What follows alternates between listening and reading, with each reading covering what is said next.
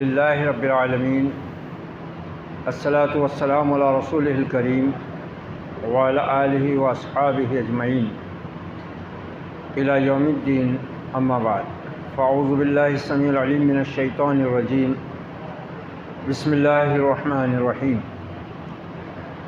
لا اقسم بهذا البلد وانت حل بهذا البلد ووالد وما ولد لقد خلقنا الإنسان في كبد أيحسب أن لن يقدر عليه أحد يقول أهلكت مالا لبدا أيحسب أن لم يره أحد ألم نجعل له عينين ولسانا وشفتين وهديناه النجدين فلاقتحم العقبة وما أدراك ما العقبة فك رقبة أو إطعام في يوم ذي مسغبة يتيما ذا مقربة أو مسكينا ذا متربة ثم كان من الذين آمنوا وتواصوا بالصبر وتواصوا بالمرحمة أولئك أصحاب الميمنة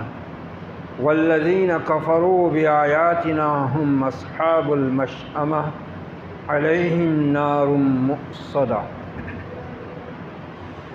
صدق اللہ العظیم۔ محترم خواتین و حضرات، ابھی جن آیات کریمہ کی تلاوت آپ نے سماعت فرمائی ہے، یہ 30ویں پارے سے سورہ بلد جو مکی دور کی صورت ہے اس کی آیت نمبر 1 کا اختتامی آیت نمبر 20 تک کی تلاوت تھی۔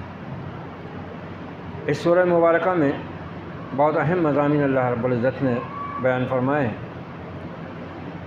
اور ان کو سمجھ لینے سے ہمارے بہت سے مسائل حل ہو جاتے ہیں، ہمارا بہت سا ذہنی دباؤ ختم ہو جاتا ہے۔ دراصل اس زمین کے اوپر اللہ تعالیٰ کا جو نظام اللہ نے ہم انسانوں کے لیے بنایا ہے وہ دو طرح کا ہے۔ ایک تو ہے فطری، یعنی فطرت کے جو قوانین اللہ تعالیٰ نے اس زمین پر اس نظام کائنات کے لیے نافذ فرمائے ہیں، ان کو نہ کوئی بدل سکتا ہے اور نہ ان کو بدلا جا سکتا ہے۔ اور ایک نظام قانون اس نے دیا وحی کے ذریعے۔ دو طرح کی رہنمائی انسانوں کی ہے، ایک فطری رہنمائی ہے، ایک وحی والی رہنمائی ہے۔ ان دونوں کا اس میں ذکر اللہ تعالیٰ نے بیان کیا ہے۔ بات یہاں سے شروع ہوتی ہے کہ لا اقسم بہذا البلد، میں قسم کھاتا ہوں اس شہر کی، اس سے مراد ہے مکہ معظمہ، بلد امین، ام القریٰ۔ وانت حل بہذا البلد، اور تم اسی شہر میں رہتے ہو۔ اس آیت کے مترجمین نے دو ترجمے کیے ہیں۔ بعض نے یہ کیا ہے کہ تم اسی شہر میں مقیم ہو رہتے ہو، اور بعض نے اس کا ترجمہ کیا ہے اور تمہارے لیے اس کی قید حلال کر دی جائے گی۔ مطلب یہ ہے کہ مکہ معظمہ جس دن سے معمار کعبہ سیدنا ابراہیم خلیل اللہ نے اور سیدنا اسماعیل ذبیح اللہ نے اس پاک گھر کی تعمیر کی تھی اللہ کی بندگی اور عبادت کے لیے، اسی دن سے اللہ نے اس کو محترم قرار دے دیا تھا، اور اس کی حدود میں ہر قسم کی جنگی سرگرمیاں، شکار، اس کے درختوں کو کاٹنا اور اس میں کسی کو ایذا پہنچانا یہ ممنوع تھا۔ اور اللہ کا یہ معجزہ ہے، اللہ کی یہ قدرت عظیمہ ہے کہ یہ حرمت کعبۃ اللہ کی باقی رہی۔ جب اہل مکہ شرک میں ڈوب گئے، کفر کے علم بردار بن گئے، تب بھی اس کی یہ حرمت انہوں نے برقرار رکھی۔ تو اس لحاظ سے اس آیت کا مطلب یہ ہوگا، ایک پیشین گوئی گویا اللہ کے نبی کو دی گئی، اللہ کی طرف سے بشارت دی گئی، چونکہ آپ اور آپ کے اوپر ایمان لانے والے اس بلد امین میں، اس امن والے شہر میں انتہائی ظلم و ستم کا شکار ہو رہے تھے۔ جہاں جانور کو مارنا حرام ہے، وہاں اللہ پر ایمان لانے والوں کو ہر قسم کے ظلم و تشدد کا نشانہ بنایا جا رہا تھا۔ افضل الخلائق رحمۃ للعالمین محمد الرسول اللہ صلی اللہ علیہ وسلم خود اس کا شکار ہو رہے تھے، آپ کو ایذائیں دی جا رہی تھی۔ جس راستے جس گلی سے ایمان والے گزرتے، اوباشوں کا غول ان کا ٹھٹا اڑاتا، مذاق اڑاتا، پتھر مارتا، گالیاں دیتا، طنز کرتا۔ اذا مروا بہم یتغامزون، جب بھی ان کے پاس سے کوئی ایمان والا گزرتا یا وہ ایمان والوں کے پاس سے گزرتے، بس ان کی شرارتیں شروع ہو جاتی اور طعنے کسنا شروع ہو جاتی۔ تو ایسی صورت میں اللہ نے اپنے نبی کو گویا تسلی دی کہ اس امن والے شہر میں بھی جو ایذائیں آپ کو اور آپ پر ایمان لانے والوں کو دی جا رہی ہیں، وہ وقت بھی عنقریب آئے گا کہ ہم آپ کے لیے اس شہر کو حلال کر دیں گے، یعنی اس میں آپ اپنے اور اپنے رب کے اور اپنے دین کے دشمنوں کو سزا دیں گے، ہم آپ کے لیے اس کو حلال کر دیں گے۔ اور یہ پیشین گوئی سن 8 ہجری رمضان المبارک میں فتح مکہ کے موقع پر پوری ہوئی، اور آپ نے بعض بدترین دشمنوں کو عین کعبۃ اللہ کی دیوار کے پاس ہلاک کیا۔ یہ حکم دے دیا آپ نے کہ فلاں فلاں اگر کعبے کے غلاف میں بھی لپٹے ہوئے پائے جائیں وہیں مار ڈالو۔ تو اس طرح اس آیت کے یہ دو مفہوم ہیں، دونوں اپنی جگہ درست ہیں۔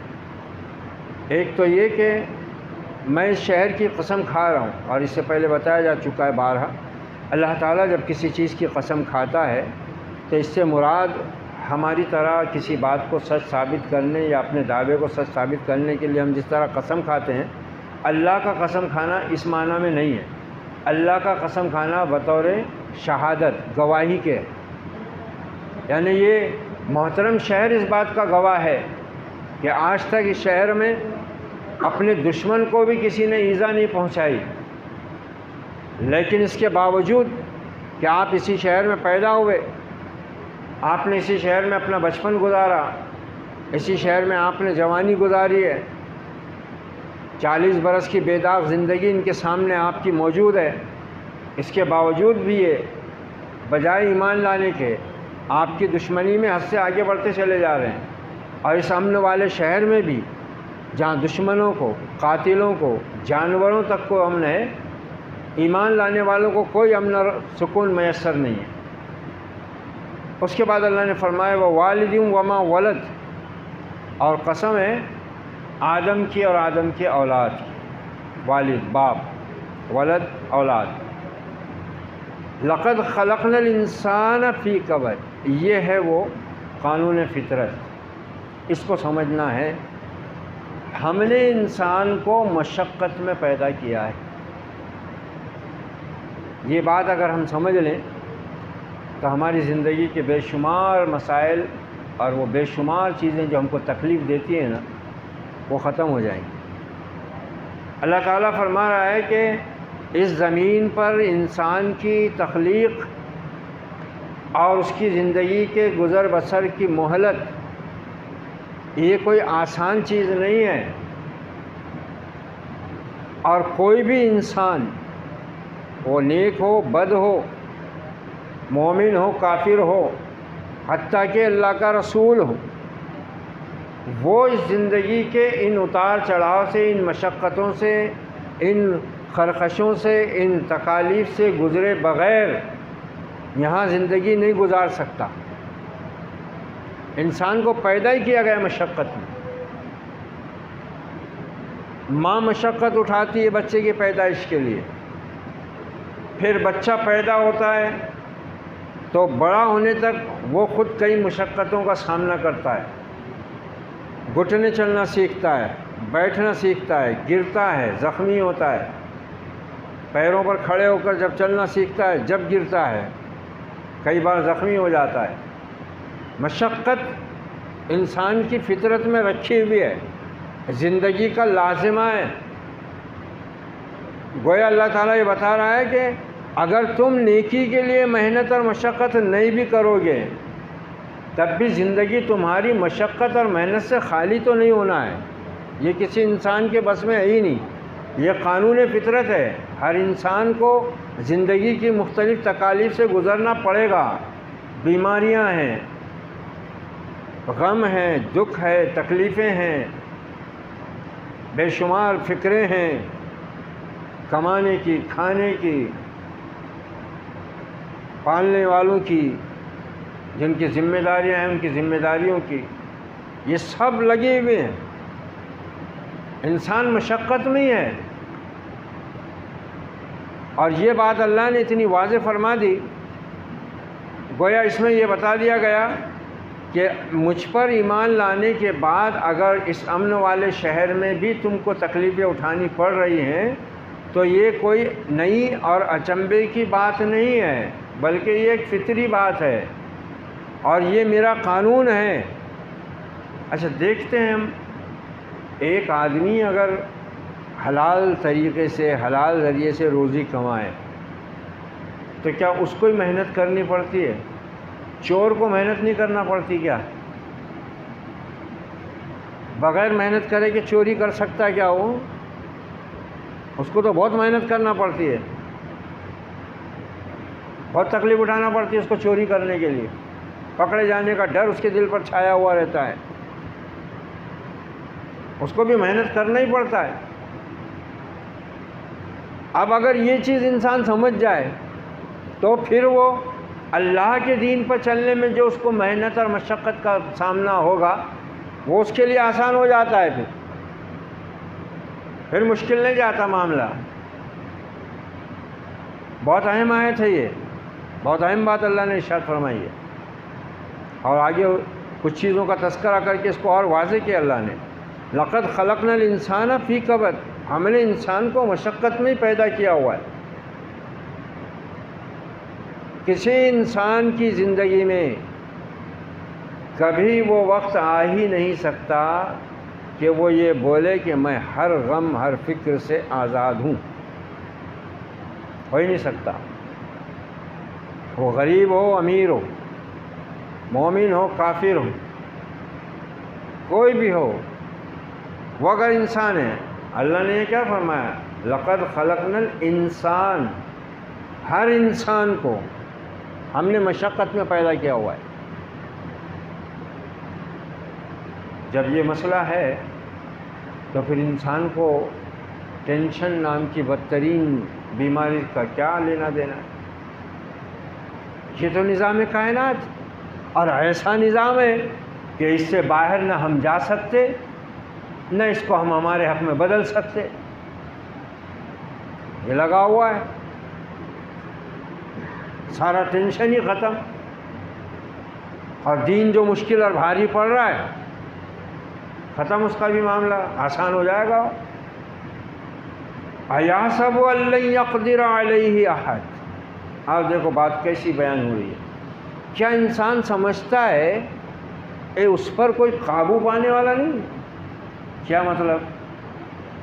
یعنی انسانوں، تم کو اتنی مشقت میں پیدا کرنے کے بعد تمہارے اندر بجائے اس کے کہ عاجزی، تذلل، خشوع خضوع پیدا ہو، تم اپنے رب کے آگے جھکو، تم اپنی بیچارگی، لاچاری، اپنا فقر، اپنی احتیاج محسوس کرو، اپنے رب کی بڑائی، کبریائی، عظمت کو محسوس کرو، اس سے اپنے رشتے کو جوڑو، اس کے آگے جھکو، گڑ گڑاؤ، تو بجائے اس کے کہ تم عاجزی اور درماندگی کی راہ اختیار کر کے ان مصیبتوں اور مشقتوں میں رہنے کے بعد اپنے رب کے حضور عاجزی سے پیش ہو جاؤ، الٹے اکڑ دکھا رہے ہو، ناشکری کا راستہ اختیار کر رہے ہو. اللہ نے تمہاری ہدایت کے لیے جو تفصیلی سامان کیا ہے، فطری ہدایت تو وہ سب کو دے رہا ہے، فطری ہدایت تو سب کو ملی ہوئی ہے. تفصیلی ہدایت دے رہا ہے وہ اپنے رحم و کرم سے، اپنے نبی کو بھیج کر اس پر وحی نازل فرما کر. اور یقول اہلکت مالا لبدا، کہتا پھرتا ہے میں نے ڈھیروں مال اڑا دیا۔ یہ مکہ کے خاص ان سرداروں کی طرف بھی اشارہ ہے، اور ایک عام اصول بھی ہے، عام بات بھی ہے جو سب کے لیے کہی گئی ہے کہ یہ انسان اللہ کی اس مشیت کے باوجود کہ اس کو تکلیف میں رکھا گیا ہے، مشقت میں پیدا کیا گیا ہے، اس کی پوری زندگی مشقت اور محنت سے گزرتی ہے، اس کے بغیر وہ زندگی گزار ہی نہیں سکتا۔ پھر اللہ کی دی ہوئی نعمتوں کو وہ فضول خرچ کرتا ہے۔ ان سرداروں کی طرف خاص اشارہ ہے جو آپ صلی اللہ علیہ وسلم کی مخالفت پر اپنا روپیہ خرچ کر رہے تھے، اپنا مال خرچ کر رہے تھے، مختلف صورتوں میں خرچ کر رہے تھے۔ کوئی شاعروں کو بلا کر شاعری کروا رہا تھا کہ یہ شاعر ہے اور کچھ بھی نہیں ہے، اس سے بہتر شاعر تو ہم تم کو پیش کرتے ہیں کہ اپنا کلام تم کو سنائیں گے، اور ان کو روپیہ دیتے تھے۔ کہیں کوئی ناچنے گانے والی عورتوں کو بلا کر وہ محفلیں گرم کرتا تھا تاکہ لوگ نبی صلی اللہ علیہ وسلم کی طرف جانے، آپ کی بات سننے کے بجائے ان میں دلچسپی لیں، ان میں دلچسپی لیں۔ اب یہ کتنا عبرت کا نشان ہے، ذرا یہاں پر یہ بھی ہم سوچیں کہ آج ایمان کے دعوے دار، اس نبی کا کلمہ پڑھنے والے، اس زمانے میں آپ کی دشمنی اور آپ کے دین سے دشمنی کرنے والے روپیہ پیسہ اس پر لگاتے تھے۔ آج مسلمان ہو کر روپیہ خرچ کر کے انہی لذتوں اور انہی بے حیائیوں میں پڑا ہوا ہے، انہی میں پڑا ہوا ہے۔ اتنا برکت کا، دعاؤں کا، ذکر و اذکار کا مہینہ، مگر موبائل چھوٹ نہیں رہا ہے۔ نماز کو بھی آ رہے تو آنے سے پہلے کھڑے وہاں تھوڑا دیکھ لے رہے، وقت سے پہلے آ کے وضو بنا کے 2 رکعت تحیۃ الوضو کی توفیق نہیں۔ روزہ ہے، قرآن شریف لے کر بیٹھنے کی توفیق نہیں، موبائل میں لگے ہوئے ہیں، چھوٹ نہیں رہا ہاتھ میں سے۔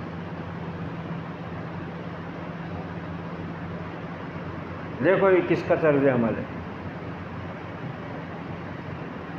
اور پھر بالکل وہی عمل اور وہی قول، بڑے بڑے موبائل ہیں ہزاروں روپے کے، اور ماہانہ روزانہ سینکڑوں روپے اس پر پھونک رہے ہیں، سینکڑوں روپیہ پھونک رہے اس پہ، اور وہ بھی پوری پابندی کے ساتھ۔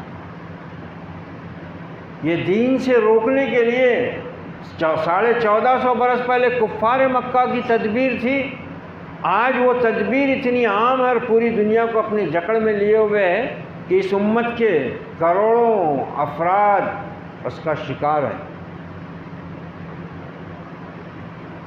شکار ہیں اس کا۔ کوئی جیب، کوئی گھر خالی نہیں ہے اس سے۔ گھر کے ہر فرد کے پاس اپنا موبائل ہے الگ الگ،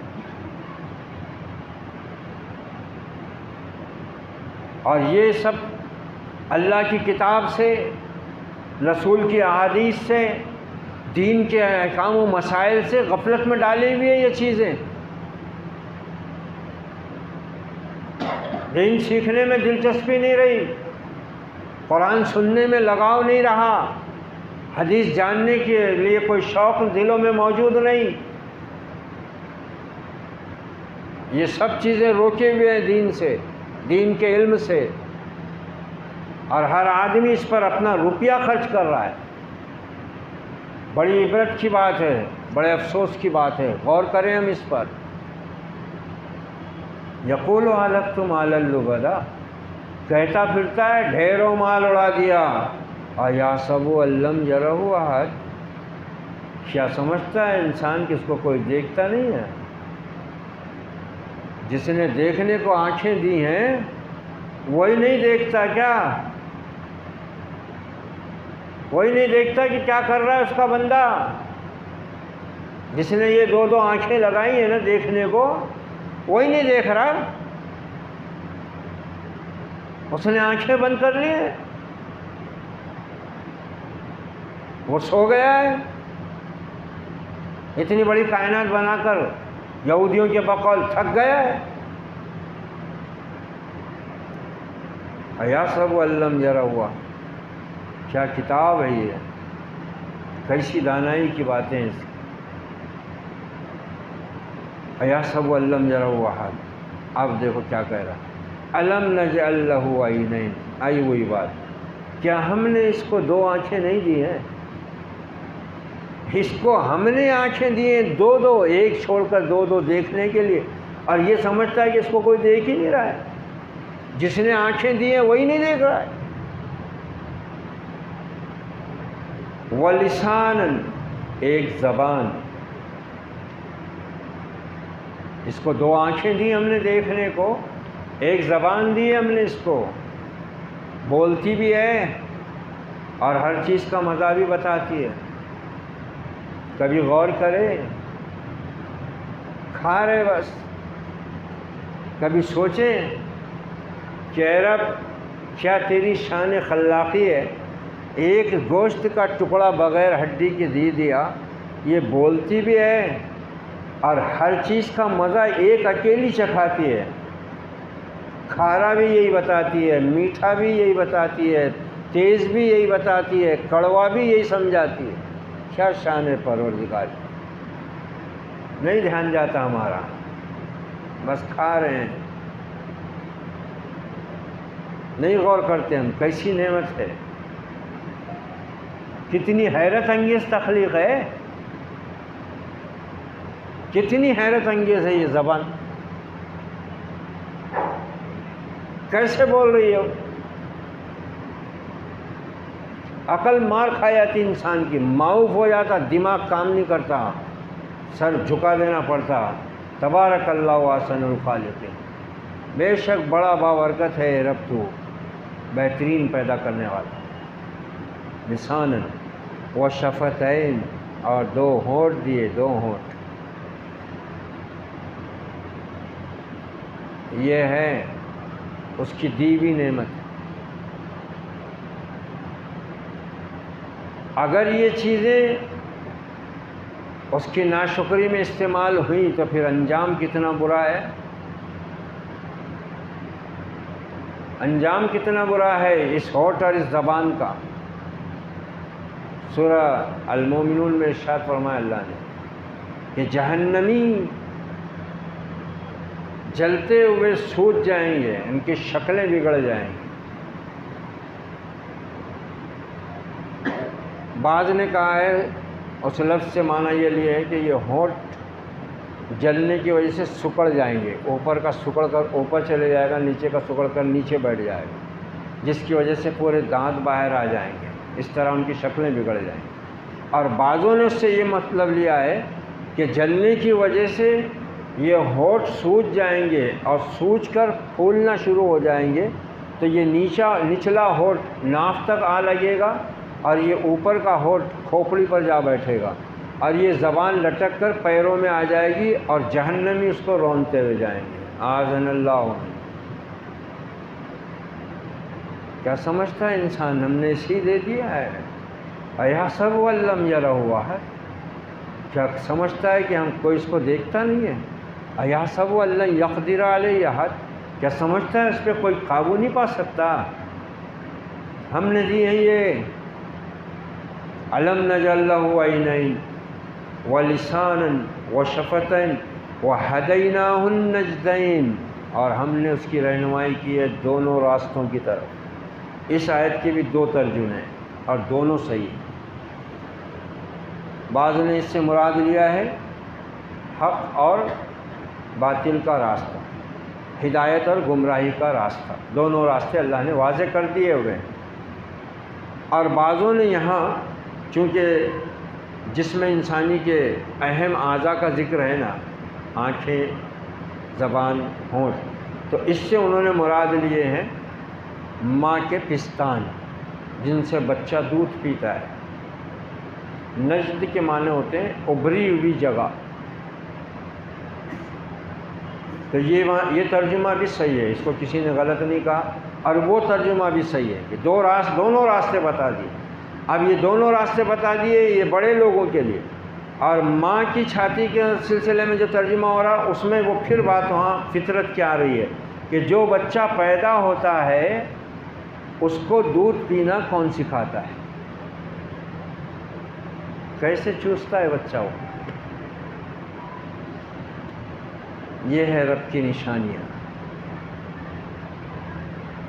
ہر چیز سے عاری ہوتا ہو تو پیدا ہونے والا بچہ، لیکن جیسی ماں چھاتی کو لگاتی ہے نا وہ اپنی منڈی گھسنا شروع کر دیتا ہے، اس کو معلوم ہے میری غذا یہاں ہے، نہ باپ نے سمجھایا نہ ماں نے سمجھائی، اس کو رب نے سمجھایا ہے کہ تیری غذا یہاں ہے۔ اس کو معلوم بھی ہے جگہ بھی اور طریقہ بھی کہ اس کو پینا کیسے۔ تو ہدیناہ النجدین، ہم نے انسان کو ان دونوں ابھرے ہوئے غذا کے راستوں پر رہنمائی کر دی۔ اب اللہ تعالیٰ انسان کی کمزوری بتا رہا ہے کہ اتنا سب ہے، مشقت میں ہے، مصیبتیں ہیں، پھر اوپر سے آزمائشیں ہیں،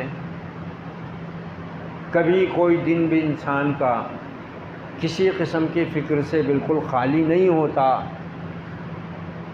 پھر بھی انسان نیکی کے، دین کے، رب کی اطاعت کے، بندگی کے راستے سے ڈرتا ہے، گھبراتا ہے اور سمجھتا ہے کہ یہ بہت مشکل ہے۔ فلقتہ حمل العقبہ، اس نے گھاٹی پار نہ کی، وہ گھاٹی میں داخل نہ ہوا۔ عقبہ کہتے ہیں پہاڑ کے ان راستوں کو جو دشوار ہوتے ہیں، جن پر چڑھنا اترنا بہت مشکل ہوتا ہے اور کئی خطرات کا سامنا کرنا پڑتا ہے۔ یہاں اللہ تعالیٰ نے استفہامی انداز میں بات سمجھائی ہے تمثیل کے پیرائے میں، کہ انسان کو جس طرح پہاڑوں کے دشوار راستے مشکل معلوم ہوتے ہیں، وہ نیکی کے راستے کو بھی اپنے لیے ایسی دشوار سمجھ کر چڑھنے کی کوشش نہیں کرتا، حالانکہ وہ اس کی پوری زندگی ہے ہی دشواری میں، محنت میں ہے، مشقت میں ہے۔ یہی تو کف افسوس ملے گا نا انسان۔ اللہ نے کیسے کیسے طریقے سے سمجھا ہے۔ سورہ فجر میں اللہ تعالیٰ کیا بیان کر رہا ہے کہ انسان جس دن ان ساری چیزوں کو دیکھ لے گا نا جو آج غیب میں ہے اور جس کی خبر دی گئی ہے، جب زمین کوٹ کے ریزہ ریزہ کر دی جائے، کلا اذا دکت الارض دکا دکا وجاء ربک والملک صفا صفا وجیء یومئذ بجہنم یومئذ یتذکر الانسان، جب زمین کھود کر برابر کر دی جائے گی، فرشتے صف در صف رب کے حضور ہاتھ باندھے کھڑے ہوں گے اور تیرا رب جلوہ افروز ہوگا۔ وجیء یومئذ بجہنم، اور جب جہنم لے آئی جائے گی، آنکھوں کے سامنے آ جائے گی، برزت الجحیم لمن یرا، کھول کر رکھ دی جائے گی ہر دیکھنے والے کے لیے۔ فَإِذَا جَاءَتِ الطَّامَّةُ الْكُبْرَى یوم یتذکر الانسان ما سعی، جب وہ بڑی بھاری آفت آ جائے گی اس دن انسان یاد کرے گا اپنے کیے کرائے کو، اور پھر کیا کہے گا؟ یقول یا لیتنی قدمت لحیاتی، اے کاش اس زندگی کے لیے میں کچھ کرتا، میں کیسے حال میں زندگی گزار کر آ گیا، کن چیزوں کے پیچھے زندگی بھر پڑا رہا، میرے تو آس پاس کوئی سہارا اور آسرا بھی نہیں ہے، جن کے لیے مرمر کرتا رہا وہ بھی آج تو غائب ہیں۔ یقول یا لیتنی قدمت لحیاتی، اے کاش کہ اس زندگی کے لیے میں کچھ کر لیتا، کچھ بھیج دیتا میں۔ یہ ہے انسان کی زندگی کا مآل۔ اللہ تعالیٰ فرما رہا ہے، سمجھا رہا ہے کہ یہ گھاٹی پار کر لو، یہ نیکیوں کی گھاٹی پار کر لو، تمہارا نفس، تمہارا اور میرا دشمن شیطان تم کو یہ مشکل کر کے دکھائے گا، اس سے ڈرائے گا، اس سے ڈرو مت، تمہاری پوری زندگی محنت اور مشقت میں ہے، کوئی چیز تم اس دنیا میں بغیر محنت اور مشقت کے پا نہیں سکتے۔ ہر چیز کے لیے تمہیں بھاگ دوڑ کرنا ہی ہے، فکروں سے تمہارا دماغ کبھی خالی نہیں ہو سکتا، مسائل کے بوجھ سے تمہارا دل کبھی فارغ ہو نہیں سکتا، تو پھر نیکی کے راستے کے لیے کیوں اتنی پریشانی تم اپنے اوپر طاری کر لیتے ہو کہ یہ بڑا مشکل راستہ ہے۔ فَلَقْتَحَمَ الْعَقَبَةَ وَمَا أَدْرَاكَ مَا الْعَقَبَةُ، پھر اللہ تعالیٰ خود ہی کہہ رہا ہے تمہیں خبر بھی ہے وہ گھاٹی کیا ہے، وہ نیکی کا راستہ، دشوار راستہ کیا ہے۔ کچھ نیکیوں کا ذکر آ رہا ہے جس کا تعلق اوپر کی آیت سے بھی جڑا ہوا ہے۔ فَكُّ رَقَبَةٍ، گردن آزاد کرنا۔ جس زمانے میں قرآن نازل ہوا وہ غلاموں کا زمانہ تھا، غلام خریدے جاتے تھے، بیچے جاتے تھے اور آزاد بھی کیے جاتے تھے، اور اسلام نے ان کی آزادی کا بہت حکم دیا، اور صحابہ نے بہت اپنے غلام اور اپنی کنیزیں آزاد کی اللہ کی رضا کی خاطر۔ سیدنا ابوبکر صدیق رضی اللہ عنہ نے اپنی پوری کمائی مکے کے دور میں اس پر ہی لگا دی۔ غلاموں پہ بہت ظلم ہوتا تھا، ان کا بیچاروں کا کوئی فریاد ہی نہیں ہوتا تھا، کوئی ان کا والی وارث نہیں ہوتا تھا، کوئی ان کے ساتھ ہمدردی کرنے والا نہیں ہوتا تھا۔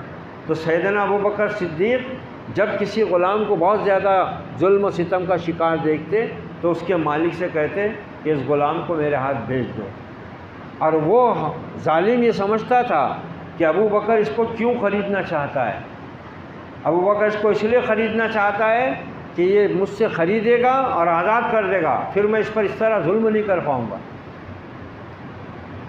تو وہ اس غلام کی منہ مانگی قیمت رکھ دیتا تھا، اور سیدنا ابوبکر صدیق رضی اللہ عنہ اتنی قیمت دے کر لیتے تھے اور آزاد کرتے تھے۔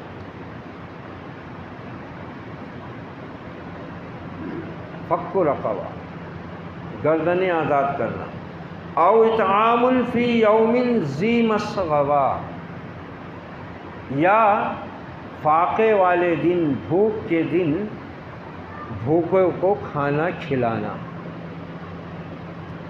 اس میں پھر دو لوگوں کا خاص نام لیا، یتیمن ذا مقربہ۔ فتح محمد خان صاحب جالندھری رحمۃ اللہ علیہ نے بڑا شاعرانہ ترجمہ کیا ان آیتوں کا، دونوں کا۔ یتیمن ذا مقربہ، یتیم رشتہ دار کو، او مسکینن ذا متربہ، یا فقیر خاکسار کو۔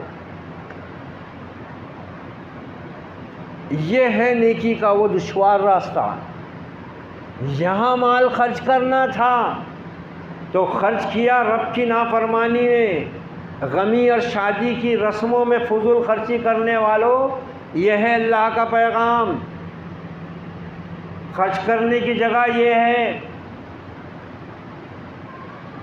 یقول وَأَلَقْتُ مَالًا لُبَدًا، کہتا ہے ڈھیروں مال اڑا دیا، اَيَحْسَبُ أَن لَّمْ يَرَهُ أَحَدٌ، کیا سمجھتا نہیں کہ کوئی اس کو دیکھتا بھی ہے۔ یہ ہے نیکی کا وہ دشوار راستہ۔ ان یتیموں اور مسکینوں پر مال خرچ کرو، گردنیں آزاد کرو، اور ان سب کے ساتھ لیکن چونکہ بہت سی خوبیاں اس وقت عربوں میں فطری طور سے موجود تھی۔ ایک تو یہ کہ وہ بہت سخی ہوتے تھے، ان میں صفت تھی۔ دوسرے وہ بہت مہمان نواز ہوتے تھے۔ عبداللہ ابن جدعان نامی جو سردار تھا نا، اس کی تو اتنی بڑی بڑی دیگیں تھی لوگوں کو کھانا کھلانے کے واسطے جو بناتا تھا وہ دیگوں میں، کہ آپ صلی اللہ علیہ وسلم کئی مرتبہ اس کی دیگ کے سائے میں آرام فرمائے ہوئے ہیں۔ کعبۃ اللہ کے آس پاس رکھی رہتی تھی وہ دیگیں، اتنی بڑی بڑی، اس کے سائے میں لوگ آ کے لیٹتے تھے۔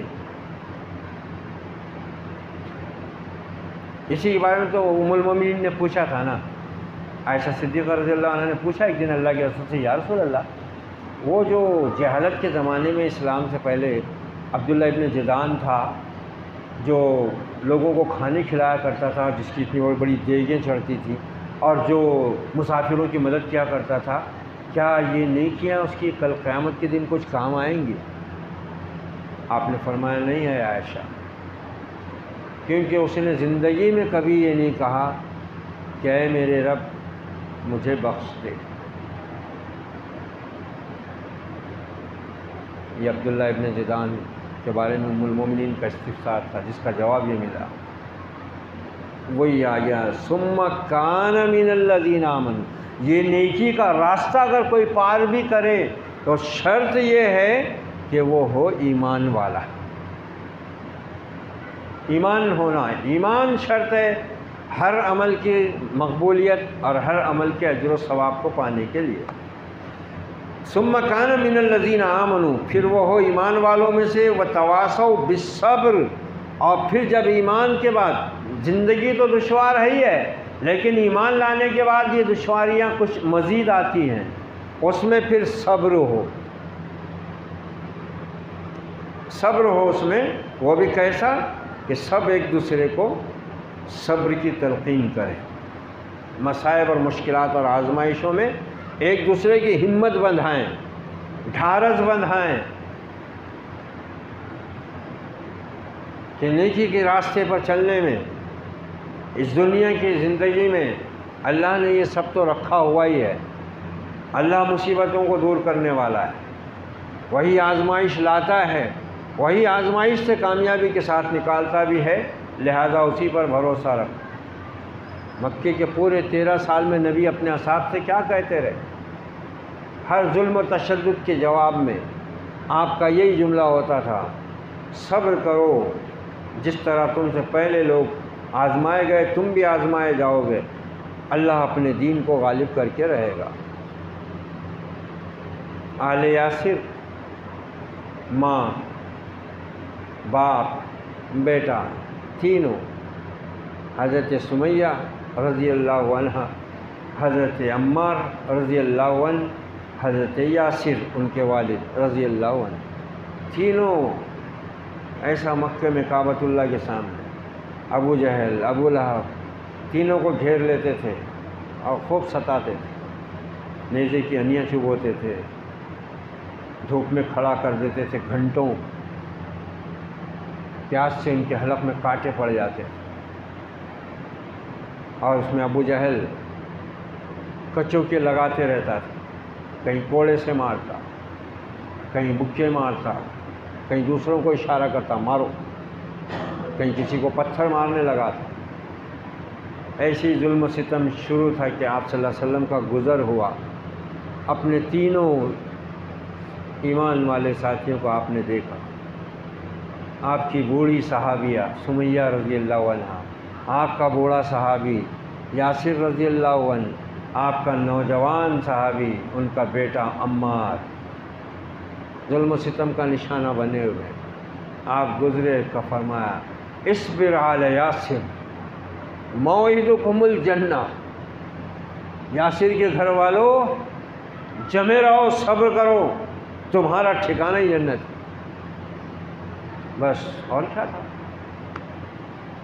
ثم کان من الذین آمنوا وتواصوا بالصبر، ایمان والا بھی ہو اس گھاٹی کو پار کرنے میں، ان نیکی کے کاموں کے لیے شرط ایمان ہے، اور پھر اس کے بعد جو مصیبتیں آزمائشیں آتی ہیں اس میں ایک دوسرے کو تھامے رکھو، تلقین کرو، صبر کی تسلی دو، ہمت بندھاؤ، ساتھ دو، معاونت کرو، وتواصوا بالمرحمہ، اور رحم کی ایک دوسرے کو تاکید کرو، رحم کرو، رحم کرو، زمین والوں پر رحم کرو، آسمان والا تم پر رحم کرے گا۔ پھر اس کے بعد ان کی علامت بتائی، ان کو خطاب دیا، اولئک اصحاب المیمنہ، یہ ہیں مبارک لوگ، یہ ہیں داہنے ہاتھ والے، یہ ہیں بابرکت لوگ۔ اس کے بالمقابل پھر ایک جملہ آخر میں دے دیا، والذین کفروا بآیاتنا ہم اصحاب المشأمہ، جن لوگوں نے ہماری آیات کا انکار کیا ہے یہی منحوس لوگ ہیں، یہی بدبخت ہیں، یہی بائیں ہاتھ والے ہیں، یہی آگ والے ہیں، اور ایسے ہیں کہ علیہم نار مؤصدہ، ان کو جہنم میں ڈالنے کے بعد ان پر وہ بند کر دی جائے گی۔ سارے دروازے جہنم کے جو 7 ہیں وہ فرشتے ان کو جہنم میں ٹھونسنے کے بعد بند کر دیں گے۔ اعاذنا اللہ من۔ تو یہ بڑی عظیم سورہ ہے اپنے مضمون اور موضوع کے حساب سے، لہٰذا ہم اس روشنی میں ہمیشہ دیکھیں، دین کے کسی کام کو ہم اپنے لیے مشکل نہ بننے دیں، اور یہ سوچیں کہ بھئی کام نیکی کا ہو، دین کا ہو یا دنیا کا ہو، محنت تو سب کاموں کے لیے کرنی ضرور ہے، تو پھر کیوں نہ وہ کام محنت کے کر لیے جائیں جن کا صلہ آخرت میں انسان کے اپنے خیال کی سوچ سے کہیں بڑھ کر اور کہیں باقی رہنے والا ہے۔ اللہ تعالیٰ اس ماہ مبارک کی ان بابرکت ساعتوں میں ہمیں اپنے ان قانون فطرت اور اپنے اس قانون وحی کو سمجھنے کے ساتھ ساتھ اپنی نیکی کے اس گھاٹی کو پار کرنے کی ہمت اور سعادت عطا فرمائے۔ اقول قولی ھذا واستغفر اللہ لی ولکم ولسائر المسلمین فاستغفروہ انہ هو التواب الرحیم رب کریم۔ اللہم ارحمنا بالقرآن العظیم ونفعنا ورفعنا بالآیات والذکر الحکیم واجعلہ لنا حجتا یا رب العالمین۔ ربنا لا تزغ قلوبنا بعد إذ هديتنا وهب لنا من لدنك رحمة إنك أنت الوهاب۔ ربنا تقبل منا إنك أنت السميع العليم وتب علينا إنك أنت التواب الرحيم۔ آمين يا رب العالمين، وصلى الله على النبي وعلى آله وأصحابه أجمعين۔ سبحان ربك رب العزة عما يصفون، وسلام على المرسلين، والحمد لله رب العالمين۔